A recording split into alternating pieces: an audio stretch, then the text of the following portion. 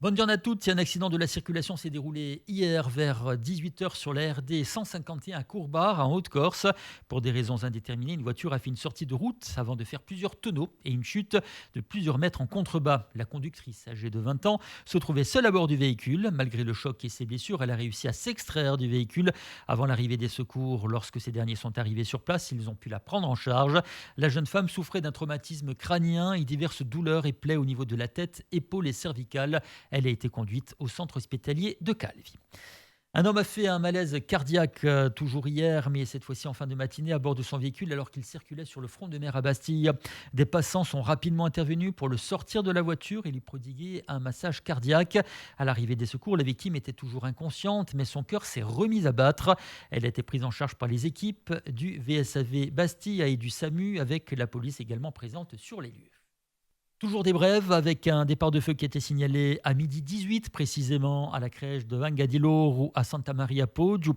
Le personnel a rapidement évacué les lieux et a maîtrisé l'incendie à l'aide d'un extincteur avant l'arrivée des secours. Tous les enfants ont été regroupés en sécurité sur le parking. Les pompiers de Cervione et le chef de centre sont intervenus sur place.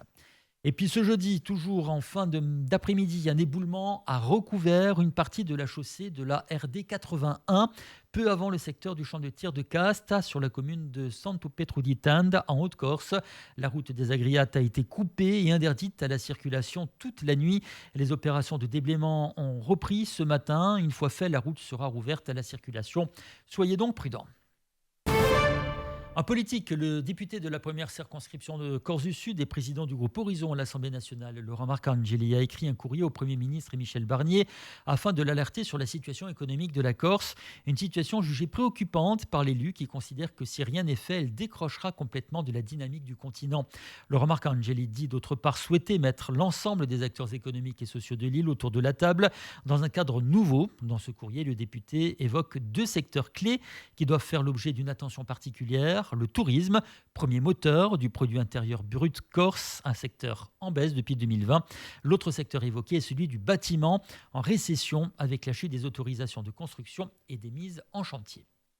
Politique toujours avec ce jeudi, Femogo Orsiga qui a pris la parole, une première prise de parole suite à la dissolution mais également la défaite de Jean-Félix Akouaï aux législatives. Concernant le contexte politique et de dynamique au sein même de Femogo Orsiga, le parti continuera de tracer son chemin mais prévoit d'évoluer notamment lors d'un prochain congrès en janvier où les instances du parti devraient être renouvelées de façon majeure. Un renouvellement qui devrait également toucher le conseil exécutif de Corse.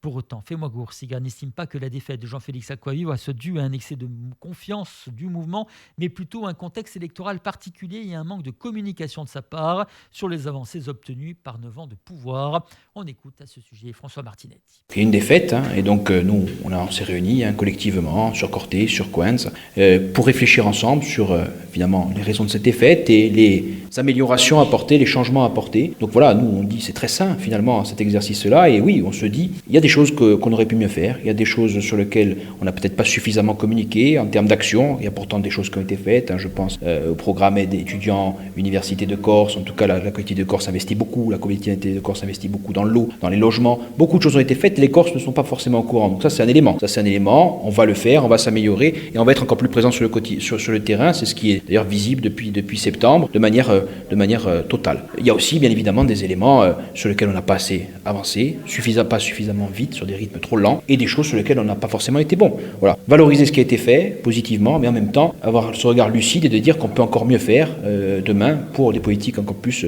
ambitieuses pour la Corse. N'a-t-il pas eu, malgré tout, un petit manque de prise de conscience du mécontentement d'une partie de la population corse? On sait que, bien entendu, vos adversaires ont joué le jeu de la territorialisation du scrutin, mais si ça a marché, il y a peut-être une raison à ça. Alors d'abord, il faut, pour contredire un peu ce que vous dites, on n'a pas à rougir des résultats. De manière globale, Michel Castellane a été réélu, mais Romain Colonne a eu des résultats un peu en baisse. Romain Colonne a progressé en voix, Jean-Félix Akouavive a progressé en voix. Donc collectivement, Femogo reste l'épicentre aujourd'hui du monde nationaliste corse. Ça, c'est le point. Ça ne veut pas dire qu'on se satisfait de la défaite de Jean-Félix Akouavive. Il y a eu un contexte électoral particulier. La principale cause de la défaite, parce qu'il y a eu une forte progression au second tour, ça a été bien évidemment le retrait de la candidate du RN avec un accord qui a été fait à Paris. Donc aujourd'hui, il y a malgré tout un vote qui nous a porté minoritaire sur la seconde circo. On en prend compte. Il y a eu des déceptions, on les entend. Maintenant, voilà, notre force de réaction se verra dans les jours et semaines à venir. Non, on est dans un approfondissement, dans une amélioration de ce qu'on veut faire. On a beaucoup changé les choses à Femoagour.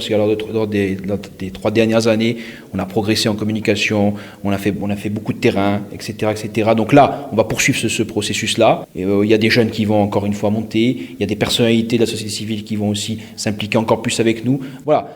Peut-être ce qui nous a manqué, c'est un peu ça. C'est-à-dire, on était présents sur l'autonomie, on nous a beaucoup entendu là-dessus. Maintenant, il y a l'autonomie, il y a ce processus sur lequel il faut aller au bout, il faut encore mieux communiquer là-dessus. Et on ira encore plus à la rencontre de la société civile, voir ses inquiétudes, etc. Donc, ce sera, je dirais, un approfondissement de ce qu'on fait depuis 3 ans, avec cette mémoire courte, finalement, et cette mémoire d'un échec, et cette idée de se réinventer en permanence. Est-ce qu'il y aura aussi peut-être un raffermissement de la ligne politique ? On dit ça par rapport à la déclaration de G. Simeoni, par rapport à la concession des ports et aéroports. Lorsqu'il parle de déclaration de guerre, ce n'est pas vraiment le vocabulaire d'un chef de parti modéré au départ. Donc, n'y a-t-il pas quelque part derrière ça un signe d'un raffermissement de la ligne politique pour faire revenir certains nationalistes à la maison, entre guillemets ? Sur la colère, elle a été saine. Les mots qui ont été utilisés sont pour moi des mots de colère saine face à quelque chose qui était une volte-face de l'État. Force est de constater qu'aujourd'hui, nous, on ne bougera pas. On est serein, on a nos fondamentaux, nos valeurs, etc. Elles sont profondément nationalistes, avec toujours cette volonté d'agréger les gens qui se joindraient sur notre projet. Mais voilà, nous, clairement, s'il y a d'autres lignes qui se dessinent au-delà de ça, elles se dessineront. Nous, en tout cas, on est dans la convergence des nationalistes. Ça a toujours été, ça n'a pas changé. Il y a eu des conflits, bien sûr, il y a eu des conflits post-2021. On est aujourd'hui, malgré tout, en contact régulier avec les différentes structures, plus avec d'autres parce qu'on a signé cet accord de Beauvau, je dirais, en particulier avec Corinne Front. Mais on ne désespère pas, en tout cas, de parler à l'électorat nationaliste, d'abord, parce que c'est notre cœur de métier, je dirais. Mais derrière ça, on n'oublie pas aussi que la Corse, ce n'est pas que nationaliste, et qu'on a agrégé des personnalités depuis de nombreuses années avec nous, de gauche, de droite, et qui veulent construire un pays. Donc sur ça, on ne bouge pas. Donc finalement, on reste sur notre ligne. Il s'agissait de François Martinet pour Femoagour-Siga. Sur le processus en cours, Femoagour-Siga essaye de ne pas retourner sur les craintes que l'instabilité politique peut amener, mais plutôt sur l'urgence d'un changement de paradigme à travers ce processus. Pour le mouvement, autonomie et vie quotidienne des Corses ne sont pas incompatibles et faire avancer l'autonomie sera faire avancer un meilleur traitement du quotidien des Corses. Femoagour-Siga espère, même si les relations avec François-Xavier Ceccoli et Jean-Jacques Panunzi ne sont pas fluides, unir les parlementaires insulaires autour d'un message clair. On écoute à ce sujet Livia Cecca-Livolpei. Alors je crois que, effectivement, comme vous l'avez dit, on n'a jamais abandonné le terrain. Nous avons simplement pris un temps de travail interne, je dirais, pour analyser tranquillement les résultats, le contexte politique post-législative, mais également le contexte politique inédit actuel et l'instabilité qui en découle. Alors confiant, en tout cas, nous prenons acte des signes positifs qui ont été donnés par le gouvernement, en tout cas par la ministre Vautrin, qui a reçu le président Simeoni et les parlementaires et qui a assuré de sa volonté de poursuivre ce qui avait été commencé et de réussir à faire aboutir une réforme constitutionnelle. On ne va pas abandonner une revendication vieille de 50 ans qui est plus que jamais sur le point d'aboutir aujourd'hui.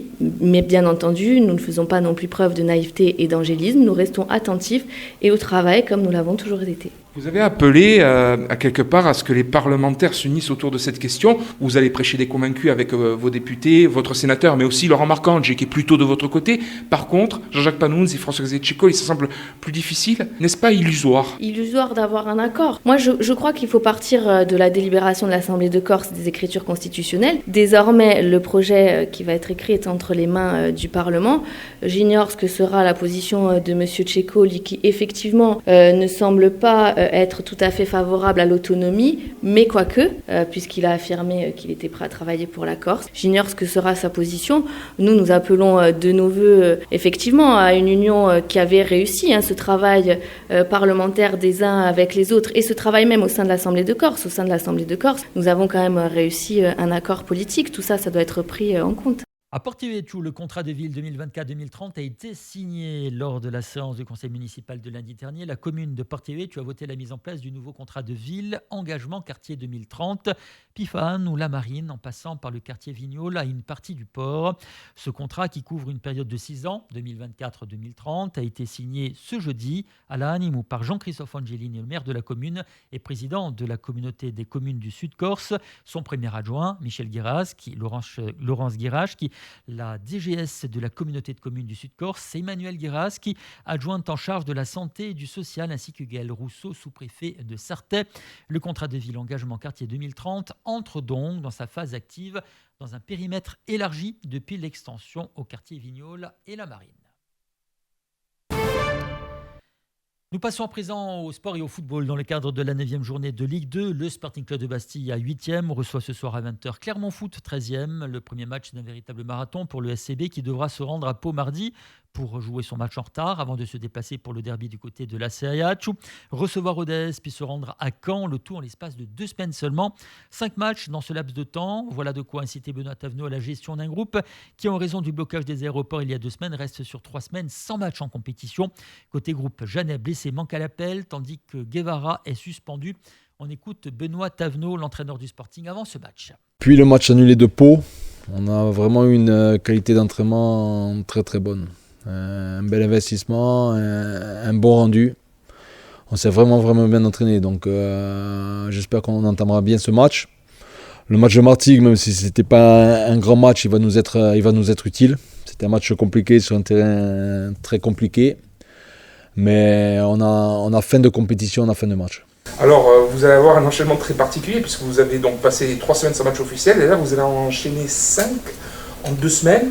Comment on gère cette différence aussi drastique de rythme ? Déjà, on a essayé de se préparer au mieux sur ces 3 semaines en mettant beaucoup d'intensité dans les entraînements, en insistant sur la qualité. Comme je vous l'ai dit, il y a eu vraiment de la qualité, c'était vraiment des bonnes séances. Maintenant, dans l'approche de cette série-là, voilà, le staff, on est obligé de réfléchir à l'enchaînement des matchs, parce que 3 matchs en une semaine, c'est compliqué, 5 en 14, c'est très compliqué. Maintenant, c'est comme ça, et on fera en sorte de passer cette série de manière positive. Ouais, c'est une équipe qui a un peu patiné sur ses débuts de championnat, mais par contre avec un effectif de grande qualité, avec vraiment des bons joueurs sur tous les postes. Voilà, ils ont su se remettre à l'endroit contre Guingamp, où ils ont fait un match plein, même s'ils ont été efficaces, parce que Guingamp a eu des occasions, mais ils ont été très très efficaces. À nous de les remettre en zone de doute, tout simplement. Et puis nous, on n'a pas joué depuis un moment. Au final, on n'a pas gagné depuis un moment, donc c'est le moment de remettre la marche avant. Non, déjà, moi, je m'occupe quand même de manière assez importante à ce que propose l'adversaire. Je m'adapte dans l'animation, peu importe le système, hein, mais dans l'animation, notamment défensive, on s'adapte, on défend différemment selon ce que l'équipe d'en face nous propose, sachant qu'ils peuvent nous proposer différentes choses, mais nous, on est préparés pour répondre aux différentes choses. Après, sur l'enchaînement des matchs, là, moi, je me suis projeté sur les 3 premiers, à savoir Clermont, Pau et l'ACA. Une première vision de ces 3 matchs sur un 11 éventuel, sur un groupe éventuel, sur des joueurs au repos. Mais après, le premier match, c'est demain, et on s'est focalisé sur ce match-là. Et à la sortie de ce match-là, on fera des réajustements. Les deux.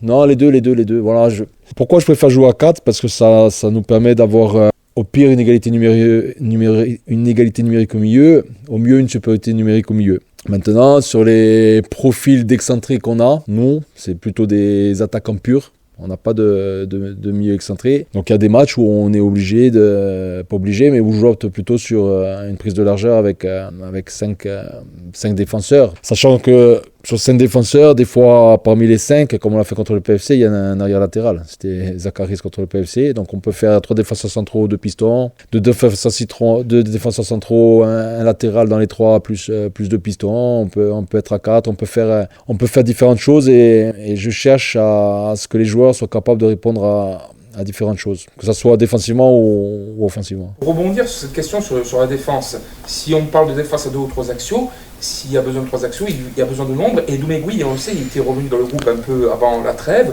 Vous aviez prévu ce match amical au départ, surtout pour lui donner du temps de jeu. Ouais. Vous aviez dit, comment se porte-t-il aujourd'hui ? Pourrait-il être éligible, par exemple, à une place de titulaire si vous deviez défendre à 3, par exemple? Ouais, il peut aujourd'hui, il peut.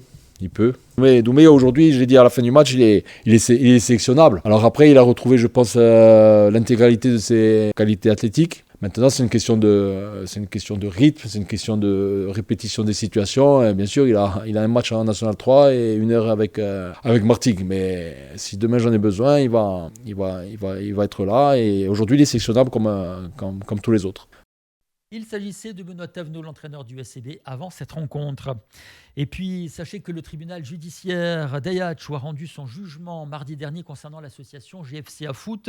Cette décision marque une étape importante dans la vie du club, écrit le GFCA dans un communiqué. Une communication dans laquelle le club ajaccien remercie d'autre part toutes celles et tous ceux qui ont soutenu l'institution Gazélec durant cette période. Le GFCA apportera plus de précisions au cours d'une conférence de presse qui sera donnée prochainement. Selon nos confrères de Corse Matin, le tribunal judiciaire a en effet arrêté un plan permettant au club de poursuivre son activité, une décision qui récompense tous les efforts consentis ces 18 derniers mois. Nous sommes le vendredi 18 octobre 2024, jour de la Saint-Luc. Le temps est variable aujourd'hui avec une alternance de passages nuageux et d'éclaircies. Quelques gouttes sont possibles sur l'ensemble du territoire. Ces averses concerneront tout d'abord la façade occidentale de l'île avant de se déplacer vers la façade orientale en fin de journée. Ces pluies resteront faibles et localisées et alterneront avec des éclaircies. Le vent se lèvera dans l'après-midi où il soufflera modérément jusqu'à 50 km/h. Sur la Balagne, le Cap Corse et la région de Portiuet, où essentiellement il ne concernera plus que le Cap Corse et la région bassiaise en fin de journée.